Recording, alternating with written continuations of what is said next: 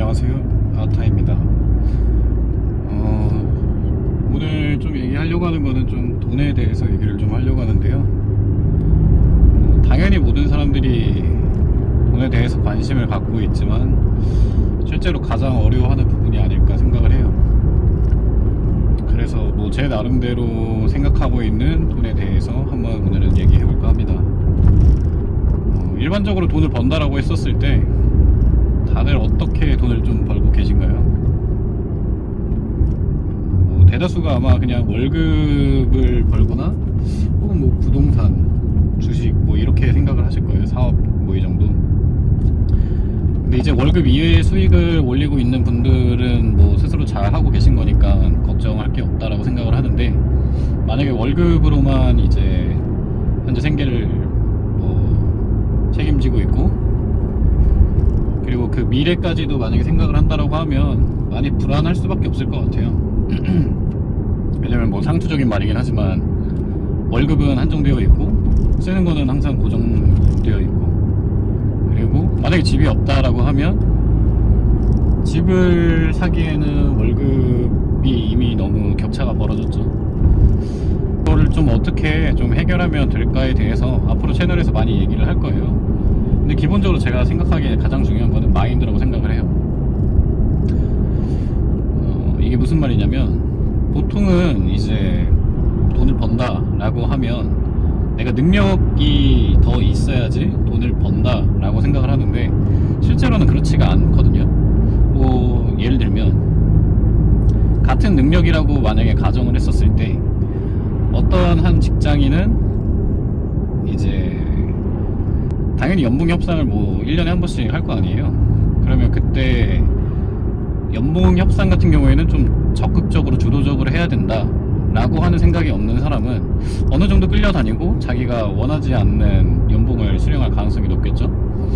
근데 반대로 완전히 동일한 조건에서 마인드만 좀 바뀌어 있는 사람 같은 경우에는 내가 적당하게 이 회사에 가치를 어느 정도 주고 있고 그 가치에 맞게 월급을 수령하고 있지 못한다라고 하는 거를 나도 그렇고 이 회사에 있는 사람들도 동일하게 인식한다라고 생각을 하면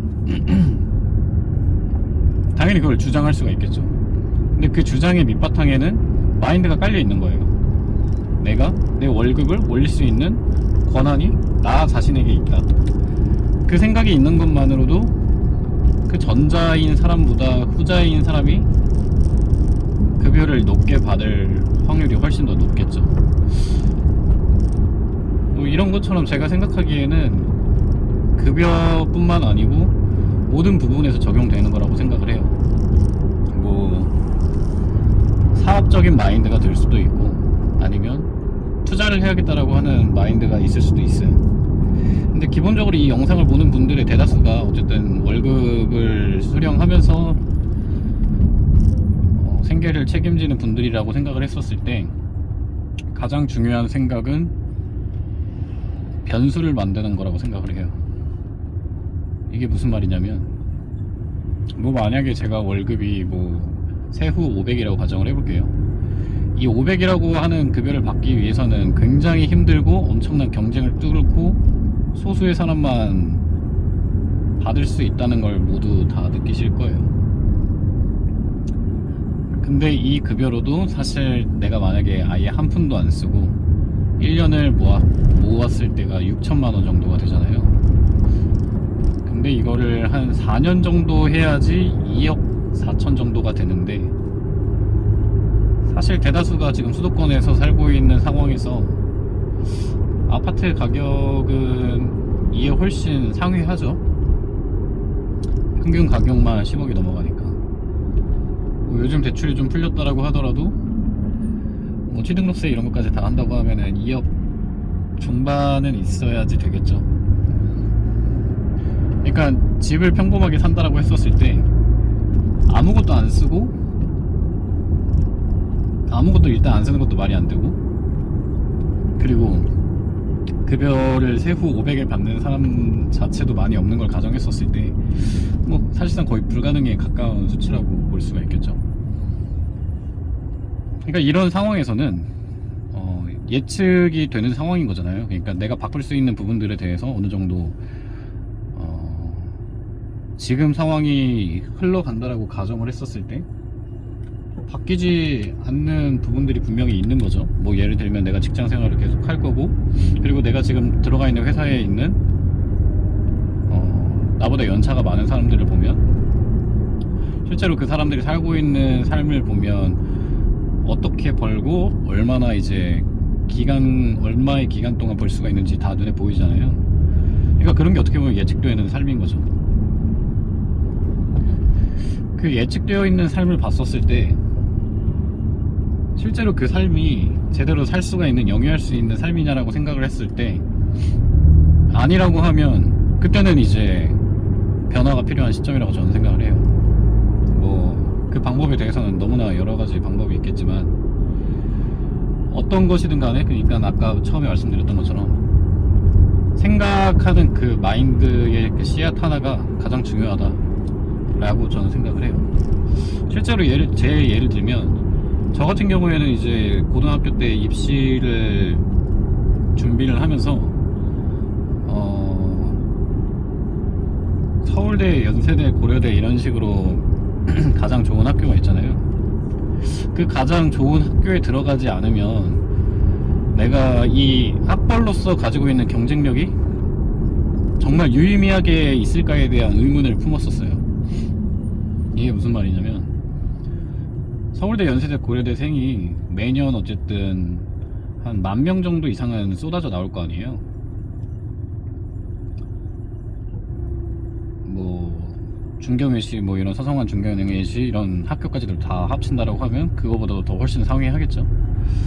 근데 그렇게 생각을 했었을 때 매년 그렇게 많은 사람들이 나오는데 내가 만약에 그 정도 학교를 들어가지 않는다라고 하면, 학벌이라고 하는 게 만약에 그냥 그 자체로서 경쟁력이라고 친다고 하면 정말 이게 의미가 있을까? 라는 생각을 했어요. 물론 내가 이제 그 정도를 여유 있게 간다라고 하면 뭐 좋을 수 있긴 하겠지만 실제로 저 같은 경우에는 공부에 그렇게 소질이 막 크게 있진 않았어가지고 열심히 했는데도 그 성과가 나오지 않더라고요.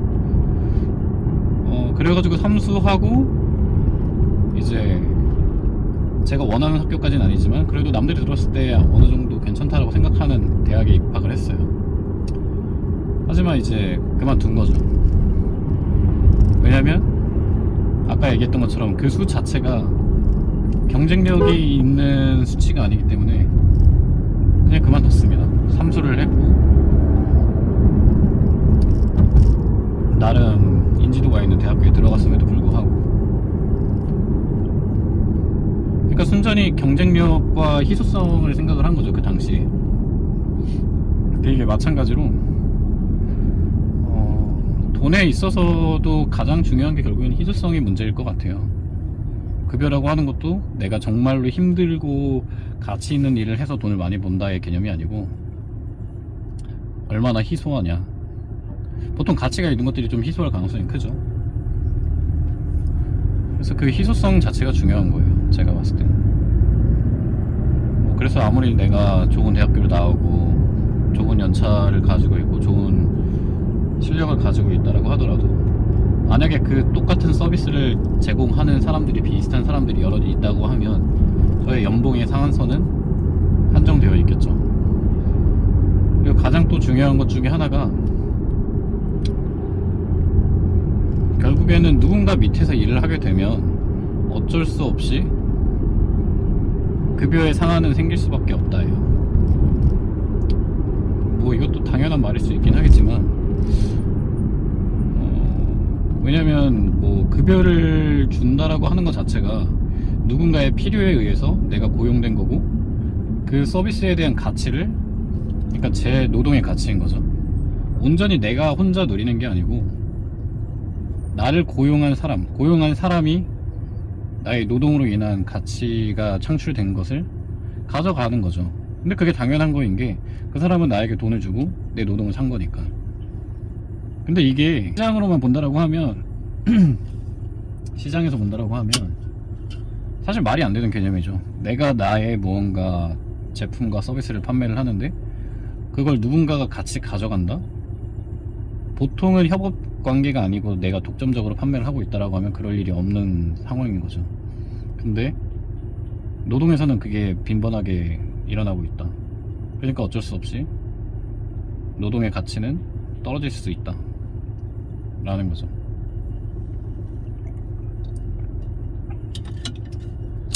가장 중요한 게 어쨌든 같은 일을 하고 있는 사람들이 많다라는 게 가장 중요해요. 똑같은 물건을 뭐 너무 이제 많이 풀려 있으면 가치가 없는 것처럼 사람은 모두 보통 일을 하잖아요. 월급을 받고. 그럼 어쩔 수 없이 급여는 떨어질 수밖에 없겠죠. 그냥 뭐 회사 때려치고 그냥 사업이나 하라는 거냐 뭐 이런 얘기로 들릴 수도 있긴 하지만 뭐 실제로 그렇게 하면 좋죠.